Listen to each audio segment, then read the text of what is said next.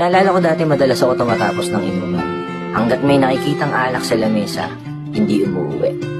Yung kahit nasusuka ka na, kahit hindi mo na kaya, nandun ka pa rin. Inaantay ko na lang sila na matapos at sabay-sabay kami aalis. Minsan kapag inaaya ka, kahit hindi ka pwede, napakahirap tumanggi.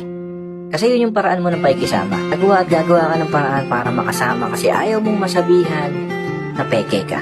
Pero di ba parang mas nakakapeke tingnan yung hindi ka naman talaga pwede pero pinipilit mong makisabay. Habang tumatanda tayo, natadagdagan yung responsibilidad. Hindi ka na pwedeng uuwi ng pasuray-suray. Hindi na pwede yung inuumaga ka sa inuman. Kasi may nag-aantay na sa'yo. Yung mga tao nang umaasa sa'yo. Ngayon, nagiinom pa rin naman ako. Pero hindi na katulad ng dati.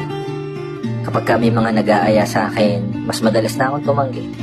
Kapag gusto ko uminom, madalas mag-isa. O kaya dalawa kami ng partner ko, dito lang sa bahay. Pwede naman pala, no? Pwede naman palang tumanggi. Pwede naman pala mag-inom nang hindi ka wasak na wasak. Doon pa rin naman pala yung pakikisama. Ikaw pa rin naman yan. Yung kaibigan na lagi nilang kasama sa kalokohan at kasiyahan noon. Sadyang binago lang talaga tayo ng mga responsibilidad.